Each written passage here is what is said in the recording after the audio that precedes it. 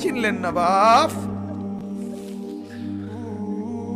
চিনা দরকার ছিল যাকে, চিনলেন না তাকে। হ্যালো গাইস, আসসালামু আলাইকুম আরহামাতুল্লাহি ওয়াবারাকাতুহ। আনিসুর রহমান আশরাফি হুজুরের হৃদয় কাঁপানো 10টি বক্তব্য নিয়ে আপনাদের সামনে হাজির হলাম। আর আপনাদের কাছে একটা অনুরোধ, যারা আমার এই চ্যানেলটা সাবস্ক্রাইব করেন নাই, চ্যানেলটা একটু সাবস্ক্রাইব করে দেন। কথা না বাড়িয়ে চলুন শুরু করি। নাম্বার 1, চিনলেন না বাপ, চিনা দরকার ছিল যাকে, চিনলেন না তাকে।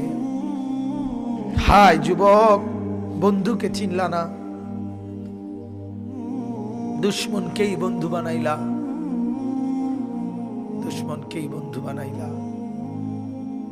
আপন বন্ধু যিনি তাকে চিনলা না, দুশ্মনকেই গ্রহণ করলা। চেহারায়, সুরতে, চলনে বলনে, আচারে উচ্চারণে বেঈমান যেভাবে সাজায় দেয়, তুমি তাকেই গ্রহণ করলা যে তোমার বন্ধু।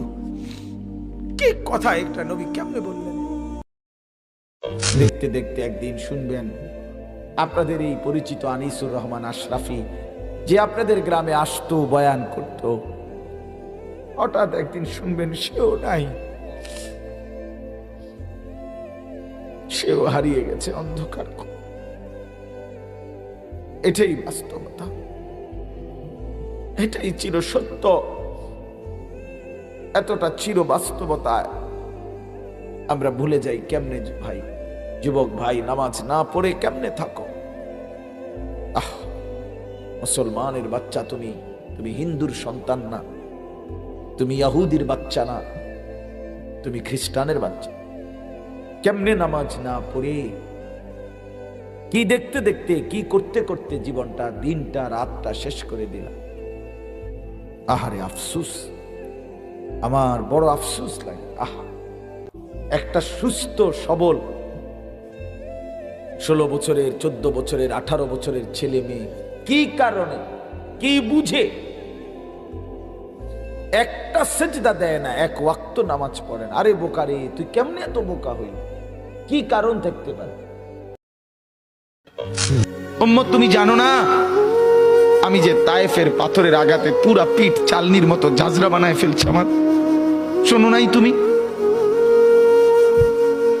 আমারে যে উহুদের ময়দানে দান দান শহীদ করে রক্তাক্ত করছে, তুমি শোনো নাই?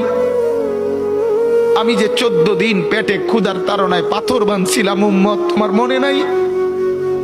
একবারও শোনো নাই আমার ক্ষুধার কষ্ট, আমার পিঠের ব্যথা, আমার দাঁতের ব্যথা, আমার কাঁধে 2টা কড়া ঢুকে গেছে? উম্মত, আমার ঘরে 3 মাস আল্লাহর নবীর স্ত্রী আয়েশা বলছে, আল্লাহর কসম উম্মত, নবীর স্ত্রী বলছে 3 মাস 3টা চাঁদ উঠছে, ডুবছে, রাইনা হেলালান সুম্মা হেলালান সুম্মা হেলালান।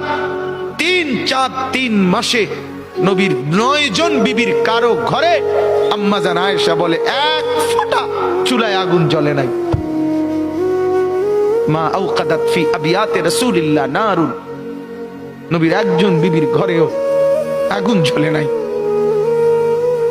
আল্লাহ নবীর স্ত্রী আয়েশা একদিন বলছিল নবীকে, পিঠে হাত বুলাইয়া, ইয়া রাসূলুল্লাহ, স্বামী আপনার পিঠ ছিদ্র ছিদ্র কেন?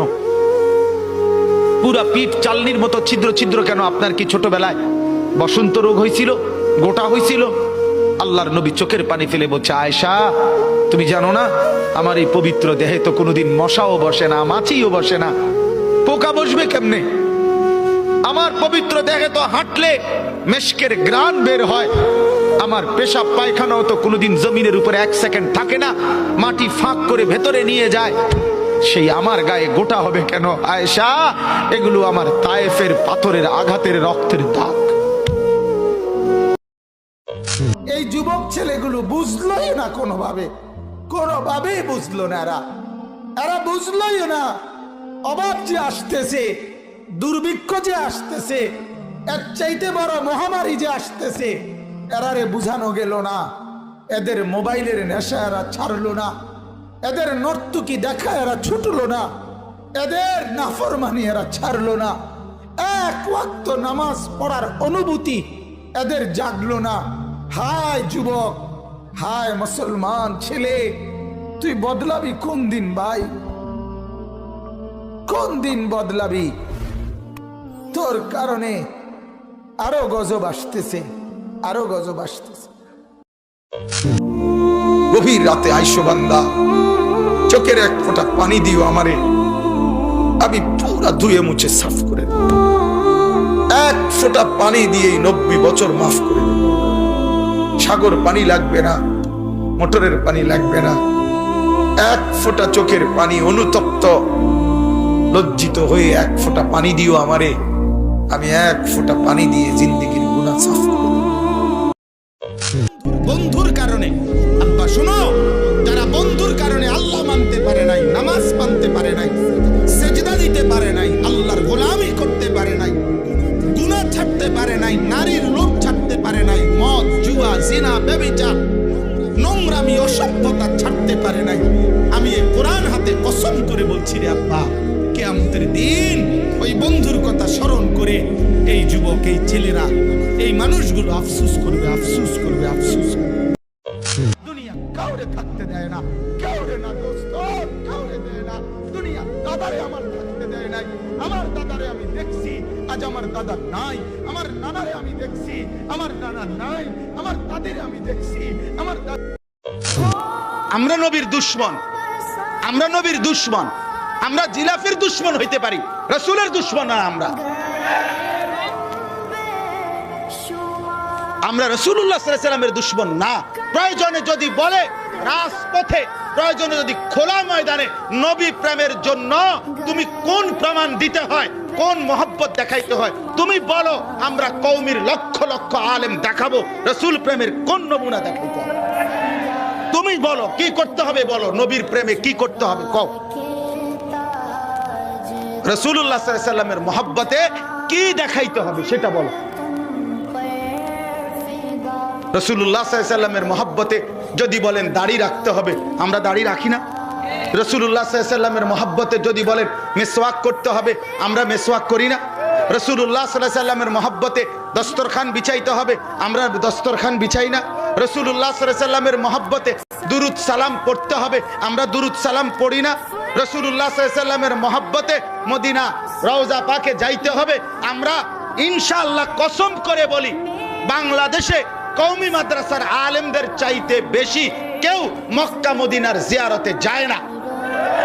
সারা বাংলাদেশের আলেম সব কওমি মাদ্রাসার, সব মদিনার মধ্যে, মক্কার মধ্যে যেদিক দিয়ে হাঁটে দেখা যায় ওলামায়ে কেরাম উমরায় আসছে মাহে রমজান পালন করতে। এরা সব রাসূলের দুশমন হয়ে গেল। ওরে বলেন না ওর চুল এমন কেন, ও মুসলমানের বাচ্চা না? তোর একটাবার জিজ্ঞাসা করেন যে আব্বা তোর দাদার চুল, বাবার চুল, তোর গ্রামের হুজুরের চুল, তোর মসজিদের ইমাম সাহেবের চুল, তোর নবীর চুল, তোর নবীর সাহাবাদের চুল, তোর জামানার আউলিয়া, পিছনের জামানার আউলিয়া, পৃথিবীর কোন ইমানদার মুমিনের চুল, কারোর সাথে তোর চুলের মিল নাই, তুই কোন ধরনের মুসলমান? ওরে জিজ্ঞাসা করে। আপনি কি একবারও জিজ্ঞাইতেন? আপনি কি বিবেকে নাই? এটা লাশের সামনে, লাশের সামনে মুসলমান আজকে জানাজা, লাশ সামনে, এখানে দাঁড়াইয়া জিগায় খানাটা কোন দিন কইয়া লাইলে ভালো আছে। কি মানুষ কার জন্য শিক্ষালেন এই মানুষগুলো? তারা আজকে জিগায় খানাটা কোন দিন। 4 দিন না খানাটা কি সোমবারে করলে ভালো হয় না মঙ্গলবারে করলে ভালো হয়? কত অনবুঝ করে নিলে ভালো ছিল। লোকজন কি আর আবার পাইবেননি? মানুষ কি আবার কইটু আইবেন? আজকেই কইয়া লাইলে ভালো। ফলে জানাজার লাশের সামনে দাঁড়াইয়া আগে কইয়া লাই সবাই খেয়াল রেখেন সোমবারে খানা। এর নাম তো এর নাম। আমাদের সবাইকে হুজুরের কথা অনুযায়ী আমল করার তৌফিক দান করুন। আসসালামু আলাইকুম ওয়া রাহমাতুল্লাহ।